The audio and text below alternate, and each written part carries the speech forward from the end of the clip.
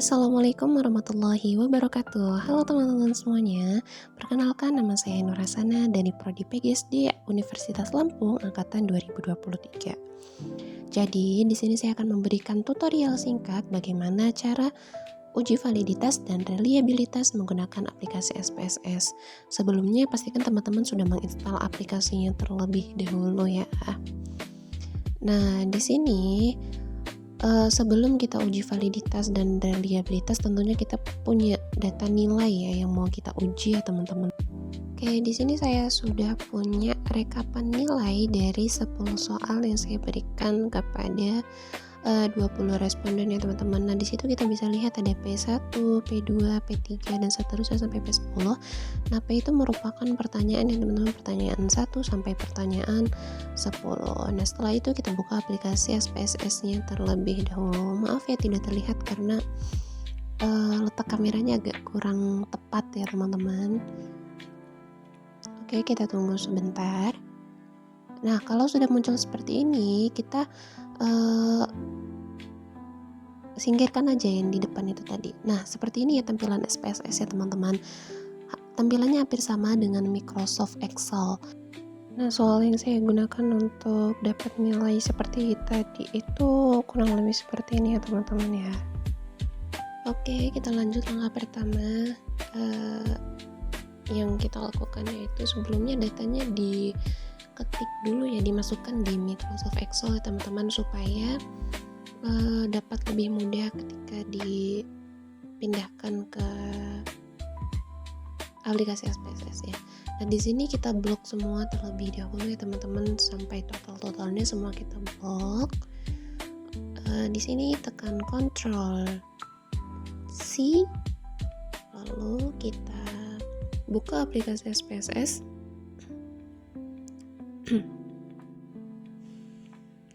Kita pindahkan yang tadi ya, kita tekan Ctrl V. Nah, muncul seperti ini ya teman-teman, langsung ke copy semua. Nah, di atas ini kan ada nama-nama yang kita tuh sulit mengerti ini maksudnya apa gitu ya teman-teman. Nah, kita bisa ubah itu dengan cara ketik variable view, lalu di situ kita ganti namanya satu-satu. Cuman di sini yang lebih mudah kita klik name, lalu kita klik Ctrl plus F. Nah, di sini kita klik di bagian replace. Nah, untuk di bagian find itu kita ketik VAR 000. Lalu di bagian replace with itu kita ketik huruf P.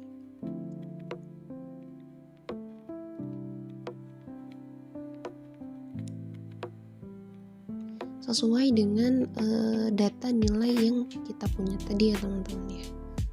Oke, karena pertanyaannya cuma sampai 10, jadi sampai 11 itu kita ubah menjadi total gitu. Oke, kalau sudah selesai kita klik tanda silangnya ya teman-teman. Lalu hal yang pertama yang akan kita lakukan yaitu uji validitas. Nah, sebelumnya kita klik di bagian data view, lalu untuk uji validitas kita ketik di bagian analyze, lalu ke bagian correlate, kita pilih opsi yang pertama ya teman-teman. Lalu kita pilih yang pertama. Nah, itu P1 sampai P10 nya mau kita pindahin ke kolom variabel teman-teman, dengan cara kita klik Ctrl plus A, lalu kita klik tanda panah itu dan berpindah di kolom variabel. Lalu jika sudah, kita tinggal klik OK dan muncul tabel correlation-nya ya teman-teman, sudah muncul seperti ini. Nah, sebelum kita cek validitas dari variabel yang sudah kita cari tadi, kita harus mengetahui bahwa syarat dari variabel tersebut valid atau tidak itu ketika nilai signifikannya lebih kecil dari 0,05. Nah, di sini kita bisa lihat langsung aja di bagian totalnya ya teman-teman, nilai signifikan bagian total. Nah, di sini tuh seharusnya ada angka 0-nya, cuman memang tidak dituliskan ya teman-teman. Nah, di situ kan 0,000, berarti di situ bisa dikatakan valid ya teman-teman. Lalu kita bisa lihat sampingnya 0,00, 0,01 dan seterusnya sampai yang terakhir yaitu ada di 0,00. Nah, berarti dengan demikian variabel yang sudah kita cari tadi validitasnya itu valid ya teman-teman semuanya. Oke, lalu selanjutnya kita akan cari reliabilitasnya ya teman-teman. Kita balik lagi ke datanya di bagian awal di data view, lalu kita klik bagian analyze, lalu di bagian scale kita pilih opsi yang pertama, ada reliability ya teman-teman. Nah, ini juga kita pindahin seperti yang tadi ke bagian ke kolom sebelahnya, tapi bagian totalnya itu tidak kita ikutin ya teman-teman. Jadi kita tekan Ctrl plus A, lalu di bagian total kita klik Ctrl lalu tekan aja di bagian total itu biar tidak ikut ya teman-teman. Nah, seperti itu. Lalu kita pencet aja panahnya dan ya sudah berpindah tanpa mengikuti totalnya. Lalu itu kita pastikan sudah mencentang bagian scale if item delete ya teman-teman. Jika sudah, kita klik continue. Dan di bagian model itu pastikan sudah di model alpha. Oke, tinggal klik OK.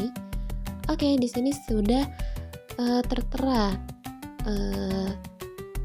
reliability statistiknya ya teman-teman. Nah, syarat dari variabel kita itu reliable atau tidak ketika nilai Cronbach alphanya itu lebih dari 0,70. Nah, di situ kita bisa lihat ya teman-teman, punya kita ada 0,897 yang berarti variabel ya teman-teman semuanya. Oke, cukup sekian video tutorial singkat yang dapat saya berikan. Semoga bermanfaat bagi kita semua untuk kedepannya ya teman-teman. Saya cukupkan. Terima kasih sudah menonton videonya sampai akhir.